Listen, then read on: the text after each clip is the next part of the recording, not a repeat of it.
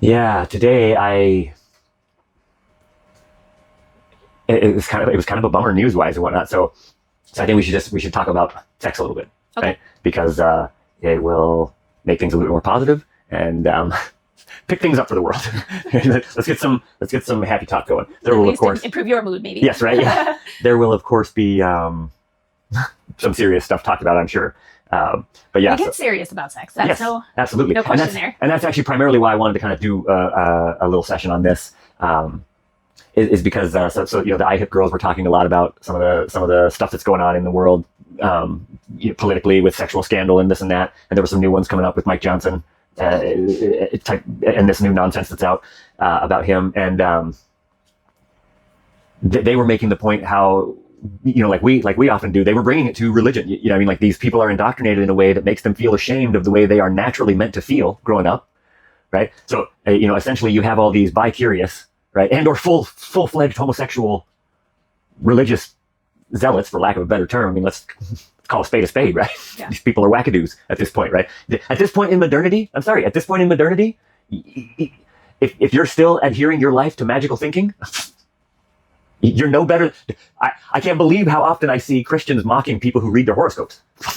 Right? How is that different? Right? I'm like, where exactly do you think you rank better on that scale of lunacy in this equation when you're shaming people going to mystical Chinese fortune tellers? Oh, that's hokum. Oh, that's hokum? Right. You attending every Sunday, every Wednesday, right? Like some religions are very strict on their level of adherence, right? But you can do this on your frequency, whatever your regular frequency is, and the amounts of tithes and offerings that religious people pay, and blah, blah, like. You got people shaming their boyfriends or their girlfriends, right? Their partners, their loved ones. You spent how much to let that fortune teller tell you such ridiculous lies and hokum and blah blah blah blah. Well, and then you write away 15 to 20% of your income to your whatever religious institute that you. Yeah. Who are you people kidding? But so anyway, so I just wanted to try and talk about sex a little bit, because sex can be such an amazingly positive thing, and it needs to be brought into modernity. The way it long should have. I'm sorry I'm tripping up on this so much because I just can't figure out the right way to say it. Like we hide this part of ourselves in such a weird, extreme way, if you ask me, for a creature that everyone understands how important procreation is to this species. We are a group animal. We are a communal animal. We accomplish fuck all by ourselves. As an individual unit, that is a fantasy. Right? I'm trying to think of what was the Mountain Man movie series when you and I were young? Golden haired beard. Grizzly Adams? Yes, thank you. That clap is probably going to be very loud on the microphone. I apologize for that, people. Yeah, the idea. Sure, I'm certain there are instances where a human being can do fairly well for themselves, living alone in the woods. They might be able to cut themselves out a decent subsistence level of survival. And if that's all you're looking for in life, knock yourself the fuck out and go try and do that shit, right? I like air conditioning. I like fucking television, right? Who doesn't like a video game other than us? But I'm sure, people like video games. You like refrigeration. You like plumbing. You like hygiene. You like toothpaste. Right? On and on and on. On and on and on. We do nothing by ourselves. Right? We require gray matter from so many different millions and millions of us to come up with ideas and creations. And we require the tenacity and the ferocity of millions and millions of us to move ideas forward and push them, right? We require so many different types of this creature to move the creature along. No one has ever misunderstood the importance of us having kids. Yeah. And I think that's the problem. Yeah. Because we have disregarded all of the other reasons. I will say perverted. We perverted the reason. Yeah, because for humans, sex is about so much more than procreation. So much more. It's how we connect with people. I mean, like I think we are shortchanging ourselves and society when we say sex is only about procreation. 100% agree. It's a small part. I think in some ways, and we've been talking about this a lot recently, but it's a byproduct. What she was getting at is more where I was trying to go earlier, is that it's so obvious. Nobody can forget. Everybody knows how important the procreation aspect is to our sex. And then where I was going to lead to that with is this idea that, and that's that's so little a part of why this creature has sex. What we use, I mean, we think of it, sex is almost, it's our creature's superpower. We use the analogy, we do this every once in a while. It's our rhinoceros horn. And we mean that by there are just certain attributes that a species will acquire that help it move forward, advance, and evolve, and exist, right? Survive, right? Birds will develop a pointier and pointier beak if the particular environment they're in requires a pointier beak to acquire your food, and so on and so forth. The large predator cats will develop the claws and the reflexes and the muscles to climb and to pounce and to slash. Yeah. Creatures develop these things, these attributes that help them survive, right? You look at us and you go, we don't have thick fucking leathery skin, so we're not armored. We don't have claws. We even evolved away our incisors, our tearing teeth, right? Look at all the other primates, right? I don't know about all. I'm not a primatologist, right? Let's just clarify that right now, right? So any one of you, feel free to come back at me with, well, did you know that here's these 5 types of primates that also go. That's great. But what I'm getting at is we're one of those, if not the only one, that we devolved away our incisors. We have a particular reason why we believe that's the case, and then maybe that comes out today, hopefully, and maybe not. Maybe for a later episode, who knows?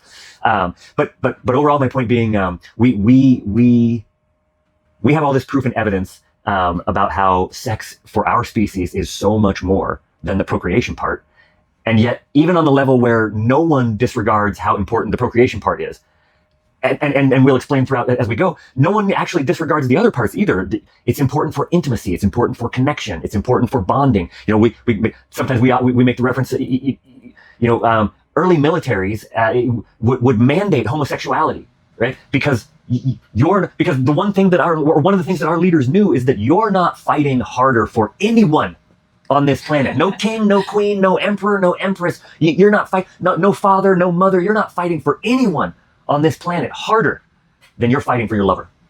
Yeah. The person who brings sexual joy and intimacy to your life, you will jump in front of a fucking tiger for that person, right? You will jump in front of a charging elephant for that person, right? And you will do so in such a maniacally, fiercely threatening way that the elephant will come to a stop and go, what in the ever-living fuck am I watching, right? Did a tiny little mouse holding a toothpick just stand in front of me, or just run in front of me and start screaming? And holy fuck, now it's poking my trunk, right? I'm confused, right? Because I weigh 20,000 pounds. My entire skull is a giant fucking battering ram. Does this little hairless primate not know that all I have to do is lean my forehead on it and I'll pop him like a grape? Right? I have a prehensile trunk that is capable of lifting fallen fucking trees. Right? You know how the Indian civilization still to this day somewhat uses elephants as bulldozers, right? You put an elephant's head against a fucking big old giant tree, you push that fucking tree over, you use that elephant's trunk to drag that tree to your pile of logs. Right? This is an animal that we freaked the fuck out. Because you will do crazy shit to defend the people that you love. And sex is a huge way to anchor that bond. So we want to advocate the idea that people need to stop shaming sex workers and stop shaming sex, because the putting of sex into this dank, dark corner is what helps exacerbate a lot of the terrible things that are happening. The fact that there's still so much sex trafficking going on, the fact that there's still so much domestic violence around sexual assault, there's the fact that there's still so much rape, I guess we have to say, fuck that. I'm saying the word rape. People are still getting raped this is ridiculous. I'm not saying it will end all crime, all sexual crime, if we are somehow able to, shine a light on and open up our sexual laws and sexual societal understandings to a much greater extent. But I can guarantee you it will reduce the crime and the nasty. Yeah. Because you won't have there won't be a market for it, right? If you take the thing that is in the black market out of there and put it into the open market, there is far less demand for it and less I can't think of the word for propagation. There's less propagation of the bad in the black market, where no one's paying attention, or law enforcers are unable to get in there and stop that stuff from happening, because the black market is the black market, right? It's always going to be finding ways around it. They don't want to be seen by law enforcement. That's their job as black marketeers, is to not be seen by law enforcement, right? So anyway, that was a little bit of a dark turn, but yeah, we want to make a positive argument that sex needs to be taken out of the corner and brought into the mainstream of our existence, because people, we are a happy fucking primate who likes to have sex. We evolved to have sex.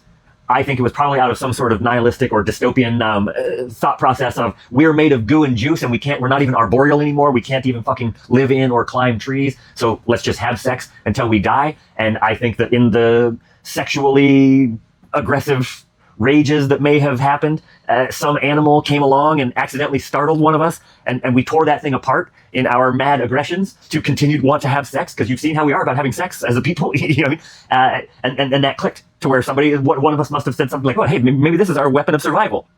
Who knows? I don't know. Ridiculous thought, I realize, but who knows? It was millions of years ago. I don't know.